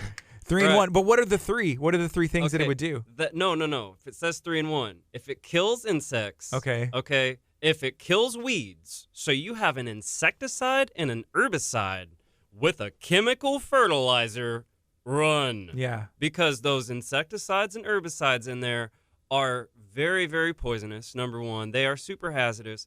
But oftentimes we're focusing on our lawn and our grass. Mm-hmm. Have anybody ever looked up the cost of replacing like a 50-year-old oak? I'm sure it's a lot because I had to replace a portion of grass in my yard, and it didn't cost that much for the pallets that I needed, but I feel like it cost me years of my life out there doing the work. No, it actually added some years of your life. It probably did. You know, you got the exercise. You got some good work out there. Now man. I just need to do it every day, and then I can have arms like yours. Man, you're pretty stout too, dude. Don't cut yourself down. Thank you. Hey, here's a question. This is from Saul, from Little Saul's over there in Toucan Alley. He said, AJ, how long can grass go in the heat without watering? How often should you water, and for how long? It's a great question. Man, it is a great question, but the answers vary. If you're mowing your grass really short, then you're definitely going to need more water. If you are chemically fertilizing it, you're going to need more water. The average recommendation, okay, y'all are watching the quotations there, is 1 inch per week is the average recommended lawn. Of watering? 1 inch of water? Correct. Okay. So for natural, healthy, organic lawns who are mowing at like 4 inches or higher, or at least 4 inches, that's like a beautiful, keep your lawn pretty and healthy at the same time. Yeah. Length, then you can go weeks. I've watered my lawn twice this year. I have lots of customers who admit to me that they never water their lawn. And even when I'm like, hey, I came by your house, will you please water your lawn? They're like, okay. Call them a couple weeks later. Hey, did you water your lawn? No, it rained. Like, cool. Okay, cool. Because, these natural lawns, too, they do have regression, I guess. But when it does rain, they bounce back way better than other lawns do, for sure. So that's what gets me. Like, and we talked about this, like driving down I-45, you see the ditch, like I'm pulling in here. The grass is like overgrown, this beautiful color green. Nobody does anything to it. Maybe they'll mow it, and I'm like, why? And over here I'm with my grass, like putting stuff on it, watering it, as much as I can before my water bill just goes nuts, and it's just like, why is that grass beautiful? And mine, I'm just like, I'm working hard trying to make it look decent. There's a bunch of things to consider, though. Mm-hmm. So many. The soil that was put down on it. And so, Saul, to go back to you, though, I do apologize. I don't have like a very perfect answer on that. I do know that if you can walk in your grass and it stays folded over, or if you look at your grass and it looks like the leaf blades have kind of curled up or curled in, water your lawn, drench it. But it's best to water it deep and infrequently than a little bit all the time. Really? Yes. So get it, when you say deep, just like drench it? I'm talking about like, if you're going to water your lawn like mud. Really? And then leave it alone. Okay. So that whole like regular, I water my lawn like 5 times in 5 minutes every day of the week, it's terrible for ultimate lawn health. Yeah. And one other thing I've heard, and this may be true, maybe not, but you should water like in the cool part of the day because they said the sun, if it comes and dries it out, I don't know, it may disappear. Well, there is evaporation, so you are kind of wasting some water. Yeah. There's truth to that. Here, because we have so much humidity, it doesn't impact our lawns as negatively as, say, if you're in Arizona. If you water your lawn during the day, yes, it will like soak it out it will totally ruin a lawn. If you water during the day here, you are getting evaporation, so you're wasting water. I always say, though, to my customers, whenever you have time to water your lawn is when you do it. Yeah. And for those who have sprinklers, yes, if you can do it like earlier in the morning, that is fantastic. What about late at night? Because that's what I've been doing. And I've been goofing up maybe. My rebuttal to that is if you have an organic natural lawn, because part of it is so that it helps prevent brown patch. Okay. so that the water and the moisture doesn't sit too long. You want to do it early in the morning so the sun comes out and it'll dry off the rest to help prevent fungus issues is the main reason why they tell you that. Typically, if you have a natural lawn, right, you're going to have less likely to have those brown patch issues. I'm not going to say it's, not possible. Doesn't matter what you do to your lawn. It's just like kind of like a person, no matter how healthy I am, I can get sick. Mm-hmm. Right. But, just like a natural lawn, The debt, the healthy bank. person Yeah. can get over these things easier and faster with less inputs. I got you. Very cool. Right now it is 10:15. This is KHEARadio.com, 99.5 FM. If you're watching on Facebook, feel free to share this out. We're also live on channel 46.2. So maybe you've cut the cord and you're watching here on your television. Call a friend, tell them to tune in, and come hang out with me every weekday morning. AJ, I got a question for you. So I saw on social media you had shared a post, and it's from Hippie Tree Trimming. Is that you as well? Tree care. Tree care, okay. Yes, Is that me you? as well. Okay, awesome. Because my buddy Anthony Macaluso, who is a partner here at KHEA, he has Rockin' Rivers Bounce House and Party Supplies, which I'm all about having a good time. If a party doesn't have a bounce house, I don't know if I want to go, right? It needs a popcorn machine and a bounce house. The other thing he does is he's a realtor. So he was looking, like on the KHEA app. He saw, hey, I got hippie fertilizing and then hippie, tree care, right? Correct. So he was he has someone coming at 10:30. I was like, wait. I talked to him yesterday.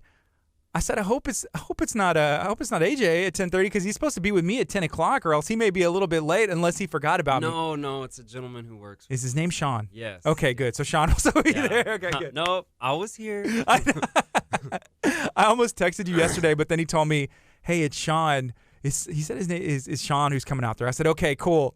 I still got AJ coming in. Yes, sir. I'm here. Hey, what area are you originally from? I was born in Houston, pretty much raised throughout Dickinson, League City, Seabrook, Friendswood. Yeah. Growing up, I lived in all those areas. So did you know you were going to be an entrepreneur, even high school at a young age? I had no idea. I would even care this much about what I do today. I knew when I was a kid I wanted to be like an environmental engineer. Yeah. Or I thought so. Then it turns out... Which kind of ties in. I mean, I don't know what an environmental engineer is, but it seems like the environment and what you're doing is very hand in hand. Right. And so, I like to consider it as, ecosystem regeneration. Mm-hmm. Right? Which you do have to do some kind of engineering a little bit to get that to happen. I had no idea at all that I was going to do this, but I'm super happy that this is the course that I'm going on now. That's for sure. Do you have anybody in your is anybody in your family? Are they entrepreneurs, or did you get that hey, how do I even do that? Because starting a business is difficult. My father owns a roofing business in League City, Arts Roofing, and so I did grow up watching him and going through his struggles and the changes, kind of the metaphor. I can't even say that word. Like a butterfly? Yeah. Metamorphosis, I think. That one. So were you up there helping him in the summers and all the time? Yes. Dude, that's hard I was work. 12 years old, picking up bundles of shingles and putting them up on the roof and ripping off shingles. And there's no shade. Oh. There's no shade up there. Man, and not only is there no shade, at least grass doesn't reflect heat like shingles do. I think that's probably part of the reason you're I'm going to go underneath the trees. I'm going to trim underneath them and then take care of the yard. Because the roof, there's nothing there. So here's the funny part. You say underneath the trees. I get most of my work in these newer neighborhoods. Baby trees. Baby trees and no shade. Oh. Cool. So how long has, hippie fertilizing been around? I would say about 3 years. But the concept of it and kind of the birth of the idea has probably been, honestly, in the making my whole life. Mm-hmm. If I... last time I was up here, you asked me a few questions, and I didn't realize it before, but I've been doing things out in, let's say, nature ever since I was knee-high to a grasshopper. Mm-hmm.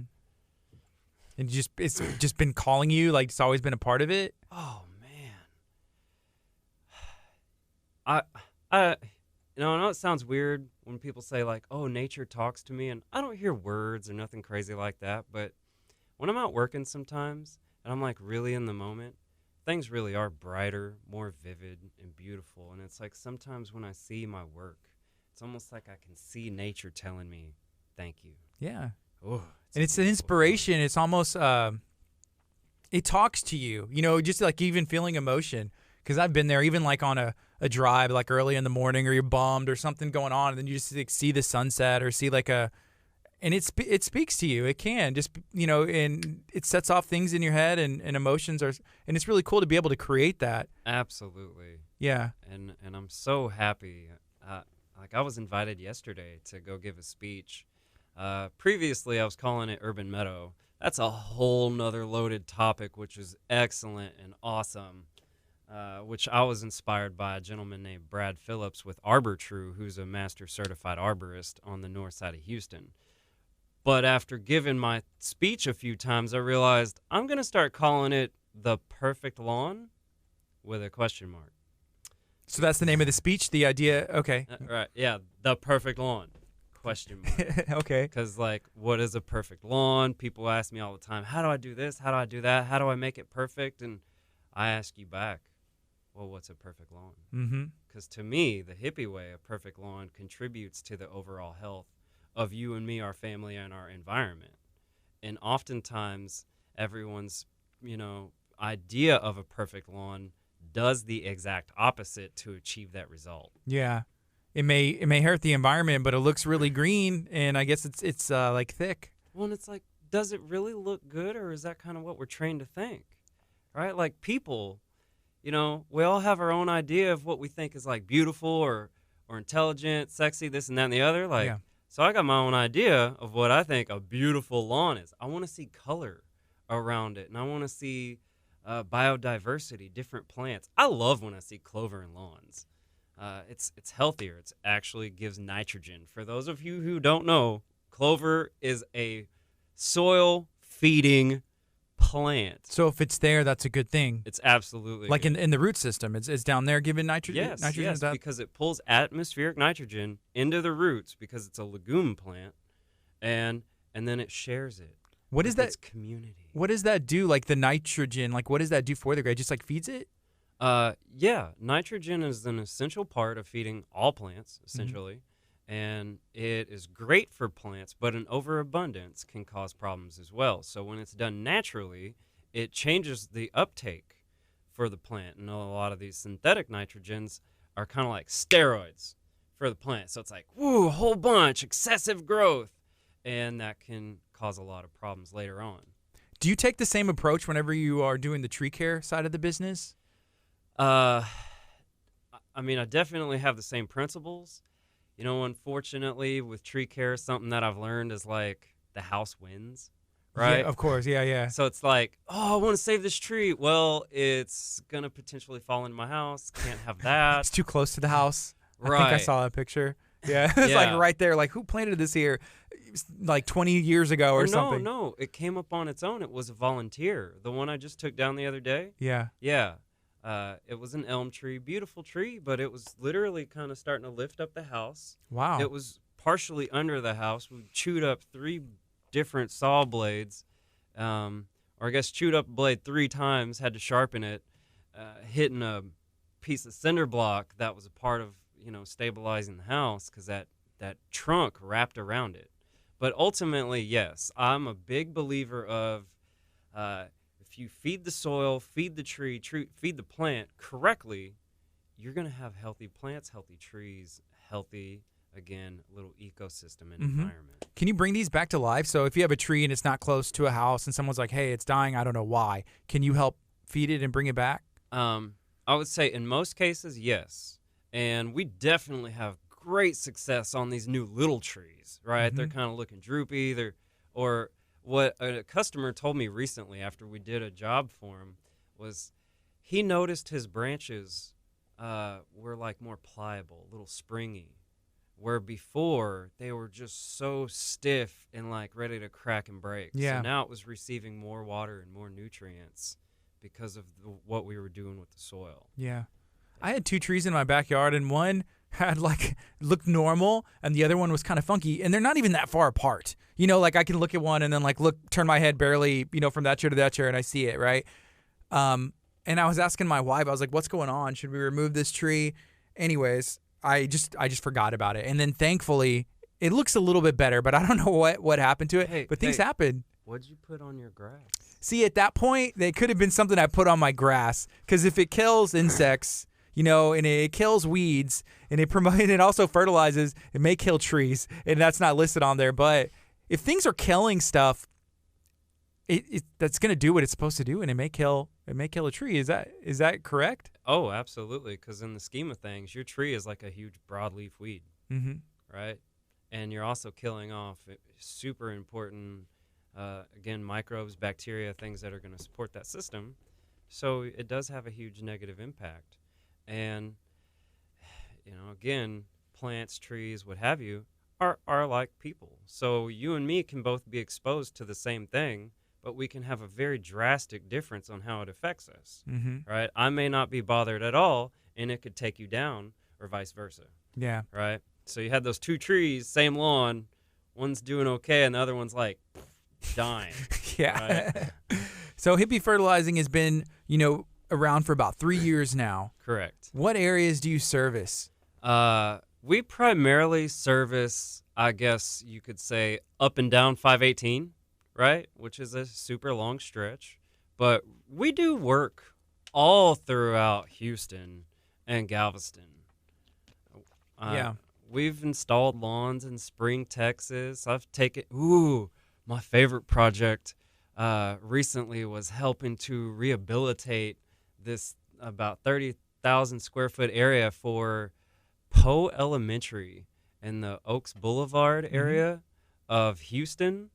Because one of the gentlemen, the people where I get my compost from, the ground up, was like, hey, y'all want to fix this? You have kids over there. Y'all need to do it naturally. Hit this guy up. And so they called me, and in about 3 weeks, they got more results than what they did in 3 years. That's awesome. Yeah. Are there a lot of people even because I've never seen anybody that does quite what you do in our area, but are there other people that you've been able to connect with, even, in other states or in the other part of town? Definitely the other part of town. Again, like I said, Brad Phillips, he owns an arborist business, but he's been a huge inspiration to me. Has he mentored you, I guess, on the right way to do things? A little bit, definitely, yes. Another gentleman who doesn't have his business anymore or got out of the tree business was another master certified arborist, Eric Putnam, who taught me a little bit, and that's really. He's the one who gave me the beginning recipe of the hippie juice. Oh, he yeah? used it, and this is the coolest thing is he used it to rehabilitate trees. Okay. So every time I do lawns, I'm basically doing what he would do for trees to your lawn, so it inadvertently works on your tree. I'll say it's a little bit out of the box. The hippie juice. If you told someone exactly what you're putting on there, be like, hey, it's going to work and it's in a natural way. But can you kind of go through what exactly is in hippie juice? Humic acid. I use the humic acid powder. You can buy liquid humus at places, but the cool thing is I can make it in a concentration you can't. Yeah. Right? And molasses, too. I can put down an amount of that the average homeowner doesn't want to deal with because it's a lot of work. And liquid seaweed. I get those in super concentrated forms. So when I lay down a thick batch of hippie juice, it is like some super black coffee. Smells a little sweet too. Smells beautiful. And it tastes okay, right? It does taste okay, yeah. I wish I had a perfect name for the video, but if you went and looked through my videos on my business page at Hippie Fertilizing, you'd see me getting sprayed in the face with hippie juice. And it's safe enough that you pour it all over your body. Absolutely. So it's going to be safe enough for your grass. Yes. In fact, one of my customers, 2 months after fertilizing her lawn, she had another company for 2 years, and her dog had what they called canine acne, I think she said, and she did steroid shots. She had to get pills for them and some other things that she said she did. And a couple months after using my services, her dog's skin cleared up. Really? No joke. Just being out there, and that's where your pet is. And right. I feel like some people care more about their pets than they do their own kids. I'd have to say. I get a lot of questions more about how things are going to affect their pets. than the kids. But I or will them say, themselves. okay, in people's defense, all right, like these questions are largely by people who either the children are not at home or they're much, bigger kids now. They're not outside rolling in the grass like mine. Right, and so, you can tell like your older kid, hey, don't go in the yard, right? But why would you want to have to? Right. But you're never going to tell a dog, The dog. I don't care how old they are, how smart they are, whatever, hey, don't go in the grass for 24 hours, okay? Thank you. Yeah, they won't understand. No. Yeah, even if they do, they're going to want to go in the grass when you're not looking. Or you're going to need them to, because where are they going to do their business, That's true, too. right? And no, just so you know, dog poo is not fertilizer. It's not? No.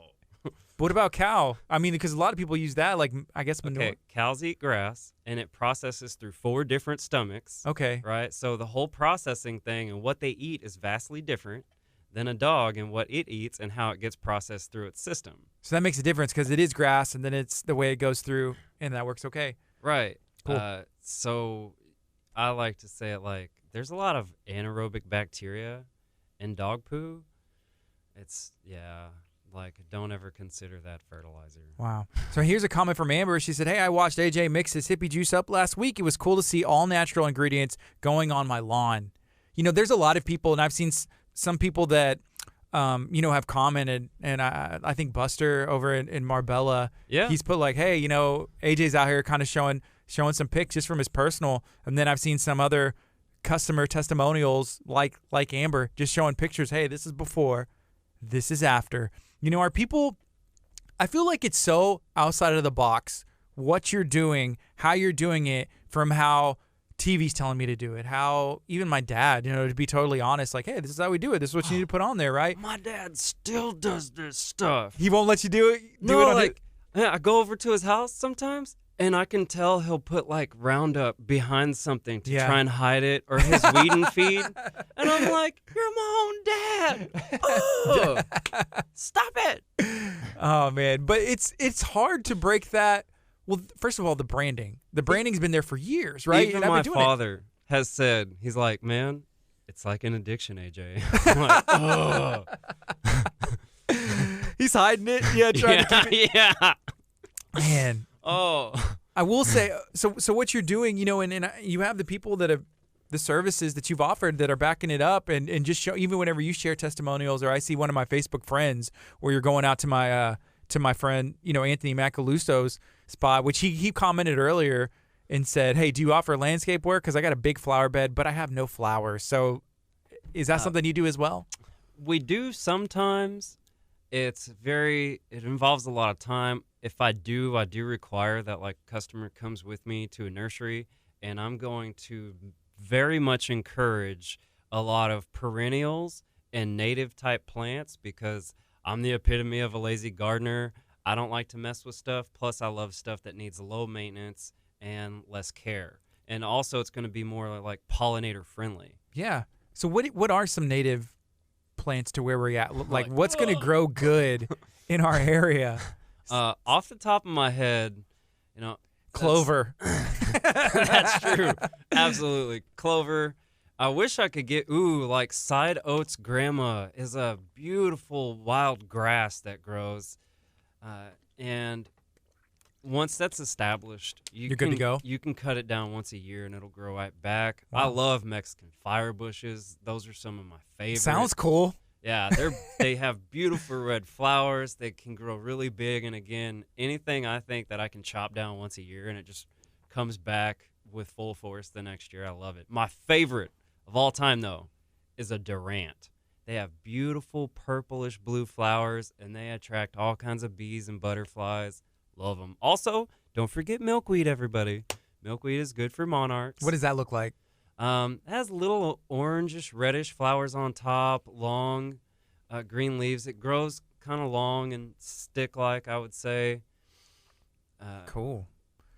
So there's a house in Lamarck that won Yard of the Month from, and we actually have an award over here because we got Business Window of the Month, because we were like, we've never gotten an award ever, but we did, and this was our first one, the Business Window of the Month from like the Keep Lamarck Beautiful Coalition, and they were awesome. So they gave a gentleman that has a house in Lamarck, the yard of the month, but his yard is certified as a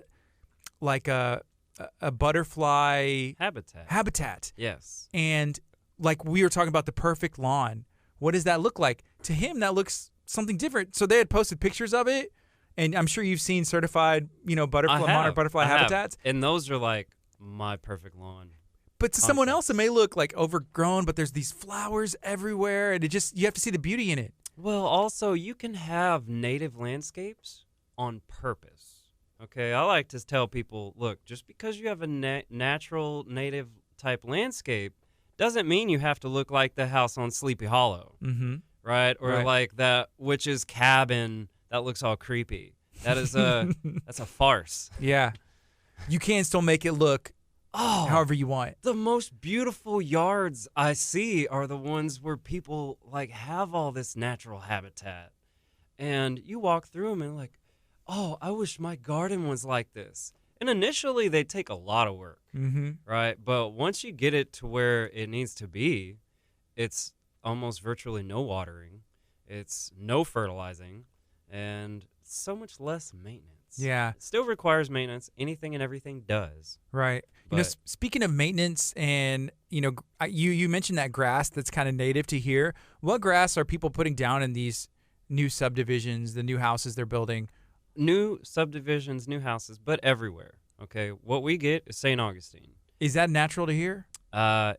It is natural to like the southern coast. It is a warm season grass. So I don't like St. Augustine is fine, but it's how we treat it. Right? It does do great at helping to reduce erosion, and when you let it grow properly, it can help open up the soil and absorb a lot of water. But when you don't treat it properly, it's not really being utilized to its full benefit. So here's a comment. This is from Emily. She had mentioned a flower. I had to ask her. I said, "Is this a flower?" But I don't know if I'm saying it right. It's Lantana, Lantana.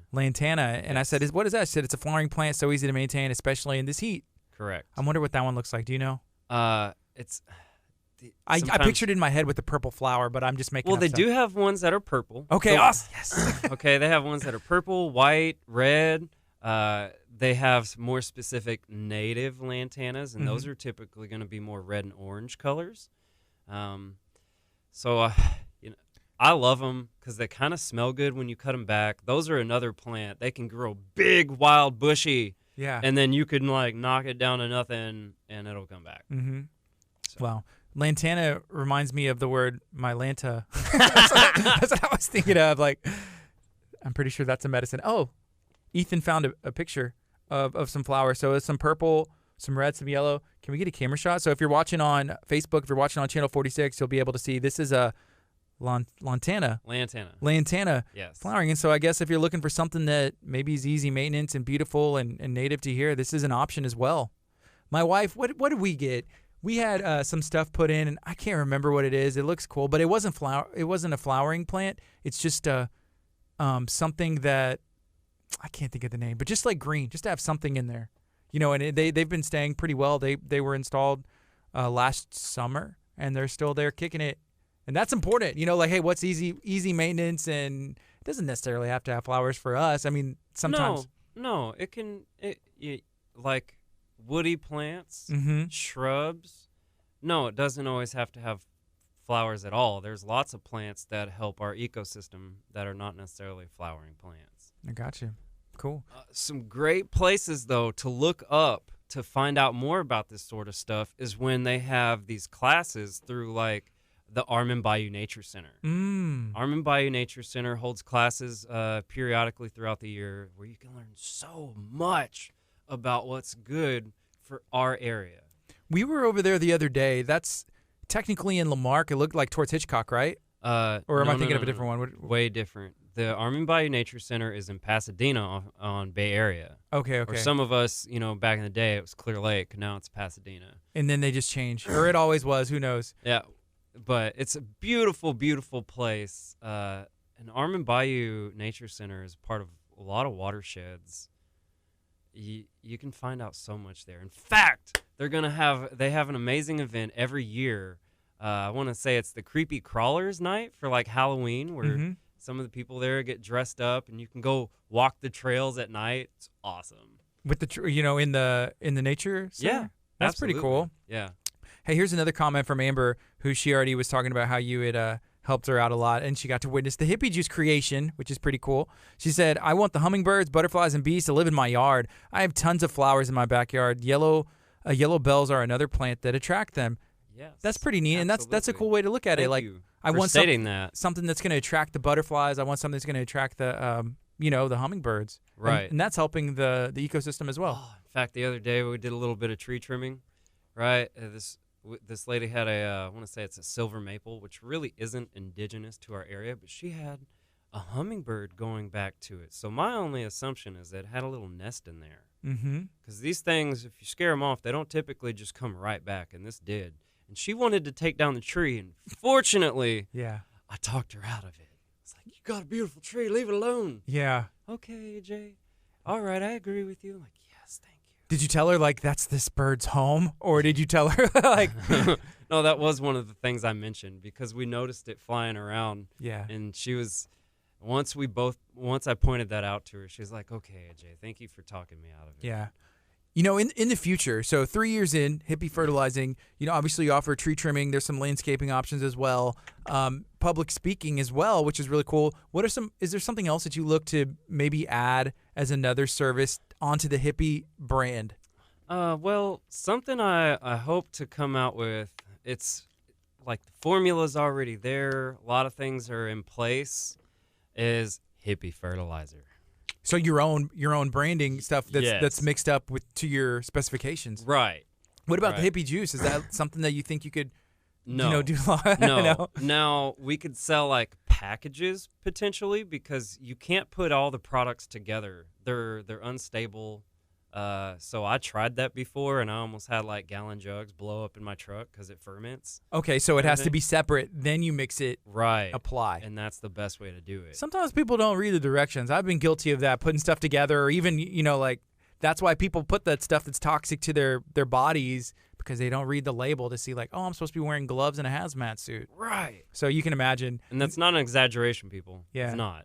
Because people would probably mix the hippie juice together. I use some of it. I'll put it in the garage. And I had a customer who did that. He's working on, he has his own vegetable garden where he brings his vegetables to his restaurant, right? And I've helped him a little bit develop that vegetable garden, gave him some tips on some things, gave him the stuff to make hippie juice, and he's like, oh, I thought it was good. I took it one day, thank God, before he used the rest of his batch and was like, oh no, go pour this out somewhere in the grass.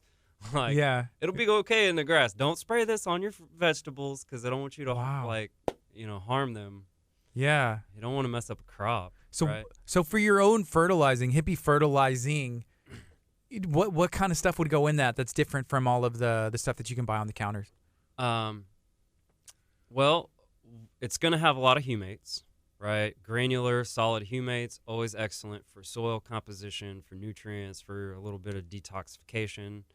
It's going to have a different variety of biological inoculants, some that are just great for helping the plant flourish, and a lot of them that are going to be great at fighting the stuff that we don't want to deal with, i.e. like brown patch, right? That's always a big issue come fall. There's other things like Bacillus thuringiensis is a strand. There's various strands of it, but a few of them are well known for what is called a biological insecticide. So again, it'll kill stuff, but in a way that doesn't have a large impact on our beneficials, Mm-hmm. right? Because I use this stuff all the time, and it's just a few things that I like a lot that I want to see encompassed in one bag. That's awesome. Taking a little bit of different materials just from your experience and being, hey, this is it. Right. This will do the trick. So it'll be like an all-season, all-purpose fertilizer. Yeah. That's Tony Sassaries. There's some Tonys on there. That's another thing I've noticed. It's like, hey, we'll use this one in the before summer. Use this one for the winter. Use this one, and I'm like, I can't keep track of the. Like, I don't know what you're trying to tell me. Give me the one thing that's going to be good for the grass. How come it's not good for it? Now, but it was good for it in the beginning of the year. You know why? I don't know why. It's marketing, bro. It is. It's marketing. But it's like the same brand. the same brand. They like we changed this. Maybe they do. Maybe they don't. I mean, to be honest, bit, not much, and some of the like chemical science behind it doesn't work well with biological science. Yeah. So. And then I guess it depends. Like you're taking into account the area that we live in, and what the people that are selling. I'm not going to say a brand name, but they're I'll buy it here. Someone may buy it in California. Well, here's the deal. Actually, the stuff that I use, all the products, they can be used all over the country. Okay. Right. So in that aspect, no, they're not necessarily area specific. Plants are. Okay. For sure. Landscape stuff is. But when it comes to soil health, you can use really good stuff that's going to have a broad spectrum impact. Yeah. Can we talk? We have about 10 minutes left. Can we talk about the perfect lawn? I want to know what the perfect lawn looks like to you. Okay. To me, there is no perfect definition of what it looks like. Okay. Okay. Whether you want that 4-inch cut, beautiful green grass that's square like a Marine's hair, or you want to let it grow a little wild and have some flowers in there or some clover. That part is not what I worry about in perfect. What I worry about in the perfect lawn is it healthy? And one of the things I think about is how much water can it absorb? An unhealthy lawn can only absorb about a 1/2 inch of rain. We all live in the same area. It rains a lot here sometimes. A perfect lawn will absorb about 6 to 8 inches in an hour. Really? So if you take about 4,000 square feet, that's about 27,000 gallons if it could absorb up to 8 inches of rain. Whenever you say it like that could, if everybody took a little bit better care of their grass, that may prevent flooding. I mean, it's kind of crazy to say. It would drastically reduce it. Yeah. Yes, because we have all this water runoff, so it's overcharging our infrastructure, and boom, then it can't go where it needs to go fast enough. But our lawns can be kind of utilized as reservoirs, right? If we focus on soil biology and soil health and eco-health versus the perfect lawn ideology. Yeah. I wonder if we should just approach it, like, seriously, and I'm being 100% serious, just approach, like, the cities, because there's always talk of, our infrastructure, handle this. Oh, it's, millions and millions of dollars to update or repair or do something, add this in. But if everybody kind of as a team came together, it would help in some way. In a huge way. Mm-hmm. There's a book called The Soil Will Save Us. And I can't repeat the stuff verbatim, but it speaks in there of counties and different states that have even given money to like their agriculture side to change their practices because the area was so big.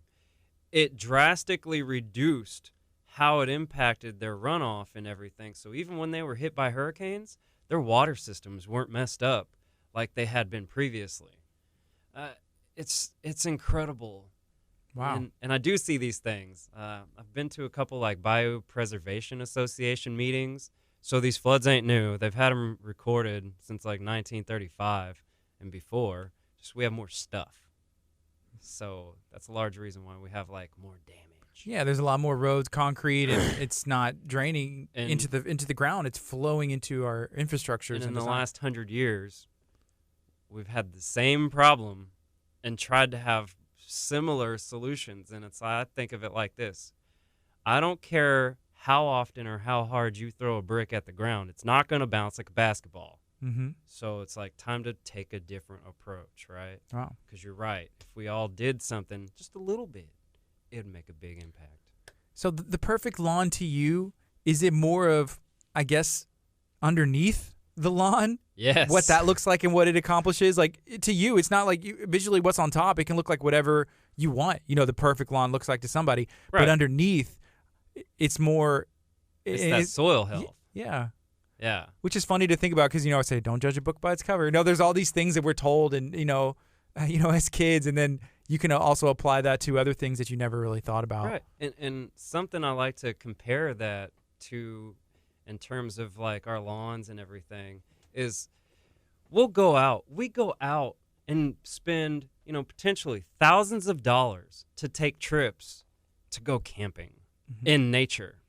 And if a tree is falling over on the ground and has mushrooms on it and ferns and all these cool things, no one ever judges the tree in the woods. Like, that doesn't look like it was cut right. Yeah.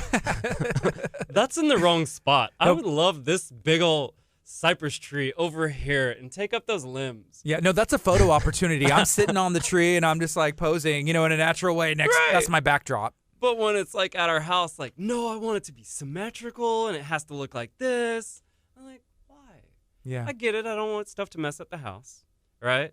And, I don't, like, there's a way to have beautiful landscapes, but we can allow them to be a little more natural. Yeah, that's cool.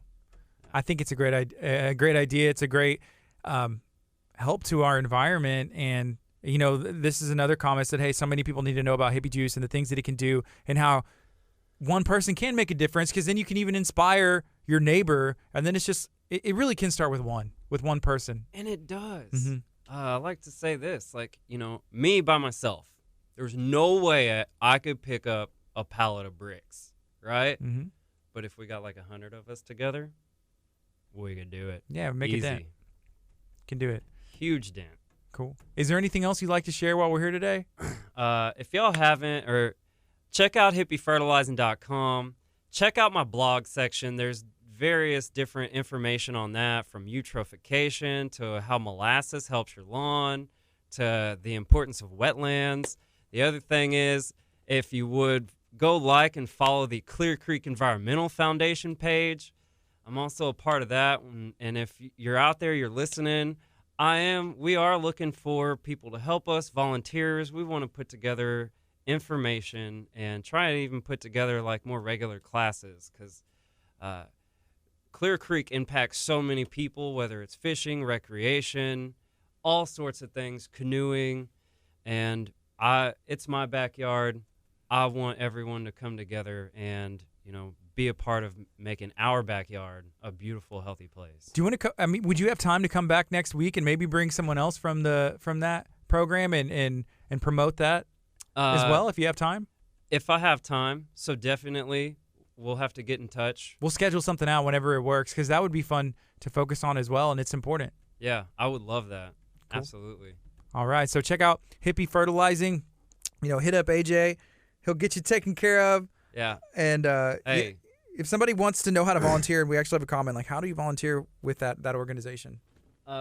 Please send me a message on the Clear Creek Environmental Foundation Facebook page, and I will contact you here shortly with more information. Awesome. Hey, it's Friday. Y'all go do something positive this weekend. Be blessed. AJ, thank you for hanging out. Oh, and remember, nobody knows grass like a hippie. 1920. I love that.